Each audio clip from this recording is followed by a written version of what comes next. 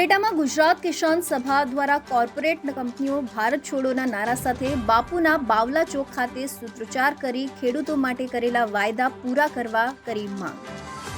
9 August એટલે ભારત છોડો નારાને સાર્થક કરતો ઐતિહાસિક દિવસ કે જે ભારતના આ ઐતિહાસિક દિવસે રાજકોટ જિલ્લાના ઉપલેટામાં ગુજરાત કિસાન સભા દ્વારા ફરી એકવાર કોર્પોરેટ કંપનીઓ ભારત છોડો નારાને ઉચ્ચારી સરકાર દ્વારા બહાર પાડેલા બજેટમાં કોર્પોરેટ કંપનીઓ માટે જ ફાયદો થયા હોય, ખેડૂતો અને મજૂરો સહિત અન્ય વર્ગોને આનાથી કોઈ પણ જાતનો ફાયદો ન મળતા કોર્પોરેટ કંપનીઓ ભારત છોડોના નારા સાથે જાહેર ચોકમાં સૂત્રોચ્ચાર કરી ખેડૂતોના હિતની માંગો કરી હતી, જેમાં સરકાર ખેડૂતોના 2020ના આંદોલનમાં જે વાયદા કરવામાં આવ્યા હોય એ પણ હજુ પૂરા કરવામાં ન આવ્યા હોય, તેમજ એમએસપી અંગેના કાયદા, ખેત મજૂરોને પેન્શન, ખેડૂતોને વળતર ચૂકવવા જેવા અનેક મુદ્દાઓને લઈ આજે ઉપલેટા ગુજરાત કિસાન સભા દ્વારા સરકારે કરેલા વાયદા પૂરા કરવા, એમએસપી કાયદો લાગુ કરવા રજૂઆત કરાઈ હતી।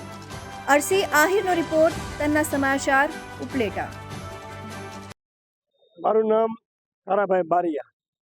અમે આજે 9 ઓગસ્ટ જે ખેડૂત તો સાથે બધા ભેળા મળી અને જે સરકારની જે નીતિઓ સામે જે આજે અમે દેખાવ કર્યો છે કે સરકારે જે ખેડૂતોના ભાવ ઉપર જે નિયંત્રણ કરવાનું હોય છે એ નિયંત્રણ કરતું નથી, અને જે આગળની જે વર્ષો પહેલાં જે ભાવ ક્યાં હતા ખેત પેદાશોના અને અત્યારે ખેત પેદાશોનો ભાવ શું છે એ પણ આપણે બધા જાણીએ છીએ।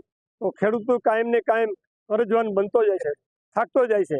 ખેતી આ એક આપણો દેશ એવો છે કે ખેતી પ્રધાન દેશ છે। ખેતીને જો સરકાર પ્રાધાન્ય આપે તો ખેતી ઉપર આખું આ બધું નભે, બધા ખેત મજૂરો બધા ખેતી ઉપર આધારિત ખેતરમાં નભે બધા।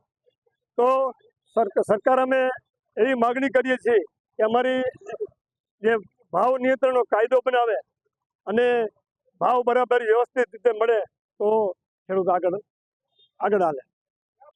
મારું નામ ડાયાભાઈ ગજેરા, ગુજરાત કિસાન સભાનો પ્રમુખ છું। આજે 9 ઓગસ્ટ ઐતિહાસિક ભારત છોડો ના દિવસ નિમિત્તે કિસાન સભા દ્વારા અહીં આંદોલન કરવામાં આવ્યું।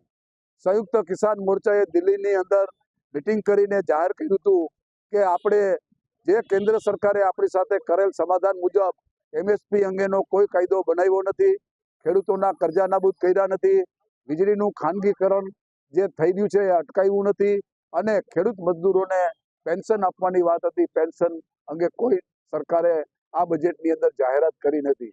આ બજેટમાં માત્ર ને માત્ર મૂડીવાદી કોર્પોરેટ કંપનીઓ માટે જ જોગવાઈઓ કરવામાં આવી છે।